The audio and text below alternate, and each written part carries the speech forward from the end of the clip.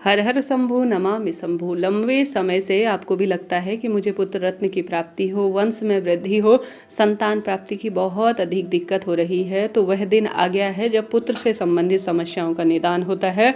पुत्रदा एकादशी है, मनोकामना का धागा। आप सभी को भले ही आप व्रत उपवास करें या न कर पाए, अगर बांध देते हैं तो निश्चित रूप से कामना सिद्ध हो जाती है। परिवार के रोग दोष कष्ट संकट कैसी भी पीड़ा चल रही हो, उनका निदान हो ही जाता है।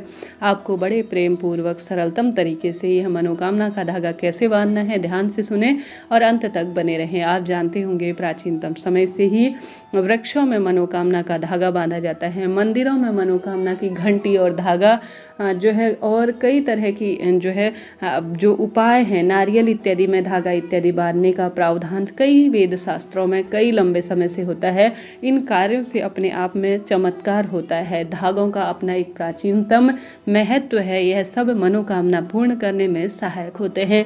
तो आप सभी को भगवान तक पहुंचाने के लिए एक सबसे श्रेष्ठ माध्यम प्रार्थना करनी है और मनोकामना का धागा बांधना है। ध्यान से सुनिए कैसे करना है, अंत तक आपको बने रहना है। सबसे पहले मनोकामना धागा बांधने के लिए आप सभी या तो लाल धागा या पीला धागा कोई भी ले सकते हैं। इस वीडियो में आपको 3-4 सर्वश्रेष्ठ उपाय मिलेंगे। जानने समझने को कोई एक कर लीजिएगा, लाभ तो आपको मिलना ही है। लाल धागा कलावा आपको लेना है और आप सभी को 5 बेलपत्र की आवश्यकता पड़ेगी। 5 बेलपत्र और कच्चा सूत का कलावा लेकर आप सभी को चले जाना है शिव पार्वती के मंदिर में।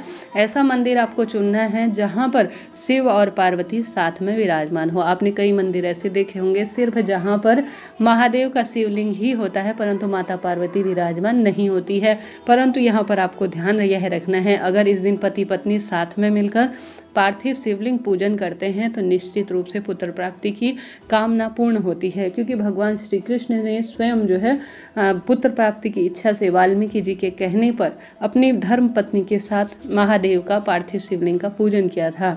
शास्त्रों में यह लिखी बात है, अपने आप में अद्भुत है। और यह पुत्रदा एकादशी का व्रत श्री नारायण को समर्पित है। इस दिन विधि विधान से पीले रंग के कपड़ों का चयन करें और श्री नारायण की मूर्ति प्रतिमा लड्डू गोपाल की विधि विधान से पूजन करें। कोशिश करें अखंड दीप लगा पाए।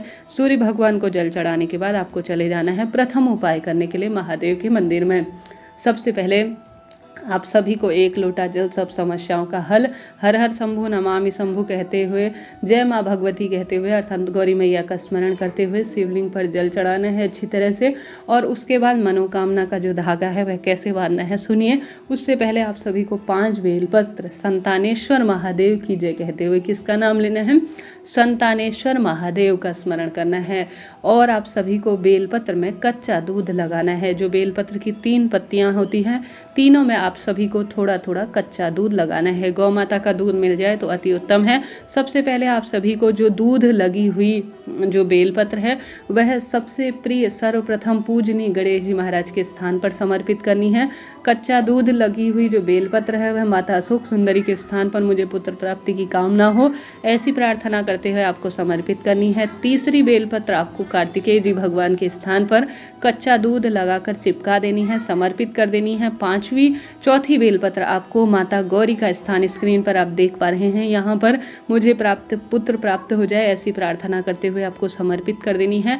अंतिम जो बेलपत्र है वह कच्चा दूध लगाकर आपको शिवलिंग के ऊपर चिपका देनी है। कच्चा दूध वंश वृद्धि से जुड़ा हुआ होता है और संतानेश्वर महादेव का नाम संतान और वंश की डोर को आगे चलाता है। और वंश वृद्धि के लिए अगर इन 5 स्थानों पर कच्चा दूध लगाकर जो बेलपत्र है वह समर्पित की जाती है और मनोकामना का धागा बांधा जाता है शिव पार्वती को, तो निश्चित रूप से मन की कामना सिद्ध होती है। तो आप सभी को कच्चा सूत कौन सा लेना है, कलावा वाला। अब कलावा वाला धागा आपको पूर्व या उत्तर दिशा की ओर ही बैठे, दक्षिण दिशा की ओर ना बैठे, इस बात का आप ध्यान रखें। सबसे पहले आप सभी को जो कच्चा सूत है वह आप सभी को माता पार्वती और महादेव का गठबंधन स्वरूप में करना है। आप जानते होंगे हमेशा ही सौभाग्य देने वाली है माता पार्वती और महादेव।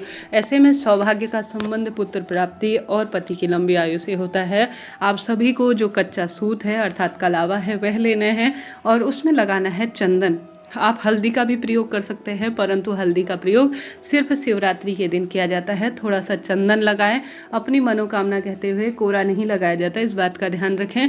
अब कच्चा सूत अपनी हाथ में लें और बोलें कि हे शिव पार्वती, आप सभी को सब कुछ देने वाली हैं। सोमवार व्रत कथा में भी वर्णित है कि उनके प्रताप से जो है माता पार्वती और महादेव की पूजा से पुत्र प्राप्ति का वरदान मिला था, तो वही पुत्र प्राप्ति का मुझे वरदान चाहिए। आज इसी कामना के तहत मैं आपका गठबंधन करने जा रही हूँ, कच्चा सूत आपको समर्पित करने जा रही हूँ। मेरे वंश की डोर आगे बढ़े, ऐसी प्रार्थना करते हुए माता पार्वती और महादेव का आप सुंदर गठबंधन कर दीजिए। आज की शुभ तिथि में निश्चित रूप से आप इस गठबंधन को करेंगे तो आपके वंश की डोर आगे बढ़ेगी। दूसरा जान लेते हैं गठबंधन कच्चे सूत के उपाय को। यह आपको या तो पीपल पेड़ के नीचे जाकर करना है या केले वृक्ष की जड़ में करना है। कदली वृक्ष को श्री नारायण का प्रतीक माना जाता है और सबसे अधिक शुभ और श्रेष्ठ इसे माना जाता है। श्री नारायण का प्रतीक माँ तुलसी के समक्ष भी किया जाता है तो शुभ फलों की प्राप्ति होती है, परंतु तुलसी में कभी भी एकादशी व्रत के दिन जल नहीं चढ़ाया जाता। हरिहर का ध्यान रखते हुए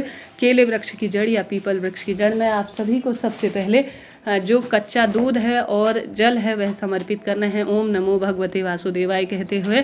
उसके बाद आपको हल्दी का एक स्वास्तिक बनाना है, गोल बत्ती का दीपक लगाना है उसके ऊपर, और मन ही मन मुझे पुत्र प्राप्ति हो, मुझे पुत्र प्राप्ति की इच्छा पूर्ण हो, ऐसी प्रार्थना करते हुए आपको 5 या 7 परिक्रमा पीपल या केले वृक्ष की करनी है। और आप सभी को आवश्यक रूप से हल्दी का स्वास्तिक बनाना है, दीपक लगाना है, दूध चढ़ाना है, जल चढ़ाना है। उसके बाद आपको पीले रंग का धागा लेना है। पीले रंग का धागा जो है वह गुरु ग्रह से संबंध रखता है। गुरु ग्रह अगर मजबूत हो तो सौभाग्य और पति बच्चों की लंबी आयु स्वतः ही हो जाती है और वंश की डोर भी इससे आगे बढ़ती है। तो आप सभी को कच्चा सूत लेना है, हल्दी जिसे हल्दी लगाने या हुआ कच्चा सूत पीले रंग का आपको लेना है।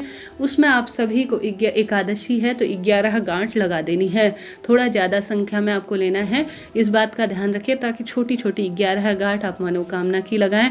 मनोकामना की आप गांठ लगाएंगे तो आप अपना नाम गोत्र जरूर से बोलिएगा और अपनी मनोकामना भी जरूर से बोलिएगा। फिर आप सभी को यह कच्चा सूत जिसमें हल्दी आपने लगा रखी है और साथ के साथ आप सभी ने पीला धागा लिया है, इसे केले वृक्ष की जड़ में या पीपल वृक्ष की जड़ में अपना नाम गोत्र बोलकर ओम नमो भगवते वासुदेवाय या अपनी मनोकामना बोलकर अच्छे सुंदर स्वरूप में पूर्व या उत्तर दिशा की ओर अपना मुख करते हुए, आज यह तिथि है, यह मेरी मनोकामना है, यह मेरी दुख तकलीफ है, यह मेरा संकट है, हे प्रभु आप नहीं दूर करेंगे तो कौन करेगा, ऐसी प्रार्थना करते हुए पुत्रदा एकादशी का स्मरण कर कर कदली वृक्ष की जड़ या पीपल वृक्ष की जड़ में आपको सुंदर स्वरूप में बांध देना है। यकीन मानिए कैसी भी दुख तकलीफ चल रही हो, कैसा भी आपके जीवन में कितना भी लंबे समय से संतान की समस्या से आप जूझ रहे हो, उनका निदान होगा और पुत्र प्राप्ति की अद्भुत इच्छा जो कि आपकी लंबे समय से हो रही हो। इसके साथ साथ आपको डॉक्टरी जो सलाह है वह भी लेनी है, परंतु धर्म के साथ साथ आपको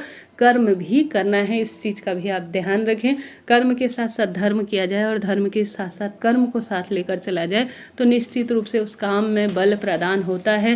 रोग संशय कष्ट पीड़ाओं का भी मुक्ति का इससे मार्ग खुलता है। तो आप सभी को जीवन में हर एक तकलीफ को दूर करने के लिए, शारीरिक मानसिक आर्थिक पीड़ाओं से अपने परिवार को मुक्ति देने के लिए यह कार्य करने का प्रयत्न करना है। हारेंगे नहीं, दुख तकलीफ निश्चित रूप से दूर होगी, संकट कष्ट अपने आप मिट जाएगा। आशा है, उम्मीद है आप यह करेंगे और जीवन की सभी पीड़ाओं से मुक्ति प्राप्त करेंगे।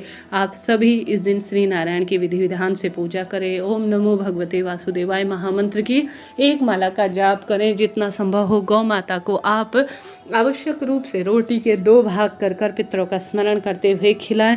सूर्य भगवान को जल चढ़ाएं और प्रभु के नाम मंत्र का स्मरण कर कर गरीब निर्धन बालक की सेवा करते हैं, उसे अपनी तरफ से कुछ ना कुछ वस्तु दान देते हैं। श्री नारायण के लिए पीले फूलों की माला पीले धागे में बनाकर समर्पित करते हैं। श्री नारायण के लिए पीले धागों की तुलसी की माला का आप प्रबंध करते हैं, पीले फूल की माला का प्रबंध करते हैं और महादेव के लिए आप बेलपत्र की माला का प्रबंध करते हैं तो निश्चित रूप से पुत्र प्राप्ति की इच्छा जो लंबे समय से आपको तंग कर रही है, आपकी समस्या का निदान नहीं होने दे रही है, उस समस्या का निदान हो जाता है। आशा है, उम्मीद है पुत्र प्राप्ति की इच्छा की जो वीडियो है जो कि गुरुजी द्वारा बताई गई है उसे मैंने करके दिखाया है। इससे पहले वीडियो आप देखिएगा ज़रूर, उससे आप बहुत अधिक सुंदर स्वरूप में अपने प्रश्नों का उत्तर प्राप्त कर लेंगे। घी और खीर का उपाय कैसे किया जाता है यह मैंने पूरा विस्तार से बताया है, आप देखिएगा। राधे राधे, हर हर महादेव।